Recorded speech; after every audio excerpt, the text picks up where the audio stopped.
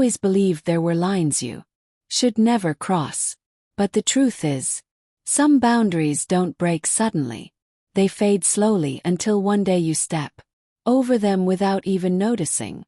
By the time you realize it, it's already too late to pretend you didn't enjoy how it felt. Began with something small. Slippery floor, a dizzy stumble. I'd gone downstairs at Ryan's lake house to fetch few towels. The bathroom was tight, humid, still one of those places where your own breathing echoes back at you.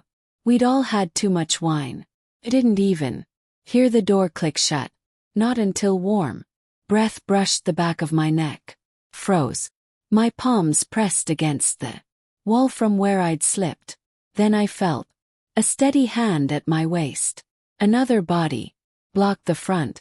I didn't scream. Didn't speak. I just stood there caught. One was Matt, Ryan's old college friend. The other, Tyler, Matt's 23-year-old son. He'd been staying with us that summer, helping with chores, mowing the lawn, making small talk while Ryan worked late. That moment in the basement changed everything. Tyler's fingers lingered on my hip, Matt's chest close enough to feel his warmth, and still I didn't move. Told myself it was shock, but maybe deep inside it was something else. Something I'd been burying for years inside a quiet marriage. I'm 39 with Ryan for 14 years. We have a son. We don't share a bed anymore, that's just unspoken. But that night it didn't feel like betrayal. Not first. Felt like breath. Like a part of me waking up. They left before I did. I stayed behind, gripping the sink, shaking, telling myself it meant nothing. But the truth crept in anyway. I hadn't said no. And worse, I hadn't wanted to. The next morning I tried to act normal. I was already in the kitchen when Ryan came down. He poured coffee, scrolled through his phone unchanged. Course, for him nothing had shifted. For me, everything had. Matt sliced peaches at the counter, sending me a look I couldn't misread. Tyler brushed my leg under the table, casual, but not to me. To me it was everything I wasn't ready to admit. I couldn't breathe in that house. Many eyes, too many walls humming with memory. I kept busy, reorganized drawers that didn't need sorting, washed dishes already clean. I found myself gripping a napkin until it tore in my fist. Later I slipped out to the deck. Tyler followed.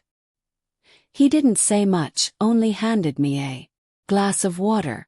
I didn't ask how he knew. I didn't thank him either. Moment later Matt joined us. We stood there in silence, the weight of the night pressing between us. Matt mumbled about checking the grill. He never moved. That night I lingered alone in the hallway, not going to the guest room, not going to bed, just floating in my own house. When I felt him again, Tyler, he didn't touch me, just watched. The hallway lit blue from a nightlight. When he spoke, it wasn't apology. You okay? He asked. Nodded, but he saw through it. He always did. He stepped closer. You looked like you might faint earlier, he said. Whispered. Just tired. Then came the words that broke me. I didn't mean for it to happen, but I'm not sorry either. I turned, caught between guilt and something dangerously like desire. And Matt appeared, silent, watching. Whoa. Yelling just hollow words. You're both going to pretend nothing happened. He wasn't angry. Just empty. You didn't stop either of us, he told me. He was right. There was no force, no demand. Only touch, breath, heat, and me too. Tired to keep holding myself together. I'd spent years being the version of me that fit Ryan's world. Quiet, steady, dependable. I hadn't realized I was fading until someone finally noticed. Later I found myself in the garage with Taylor. I told him we crossed a line. He agreed. But then he said something I still here in my sleep. Do you even remember the last time someone touched you because they wanted to, not because they had to? I didn't answer, I couldn't. And when he kissed me again, I didn't stop him. The worst part, it wasn't just, Matt came in quietly. He didn't say a word, just walked closer, eyes fixed on mine, and kissed me like he needed to forget. And I kissed him back. For the first time in years, I didn't feel invisible. The next morning I couldn't get up. The weight of everything kept me down. But the ache in my body proved it hadn't been a dream. The marks, the silence, the eyes in the mirror. Ryan didn't know. Not yet. But the truth wouldn't stay hidden. That afternoon I stepped into the living room. Sunlight streamed in like nothing changed. And the door opened softly. Matt entered. You okay? He asked. He nodded. Want me to go? I said nothing. He stood nearby. I stayed because if I left you'd hate yourself more. Maybe he was right. Thought of Ryan, how his voice hadn't moved me in years. Of Matt bringing me tea when I had cramps. Of Tyler carrying groceries without being asked.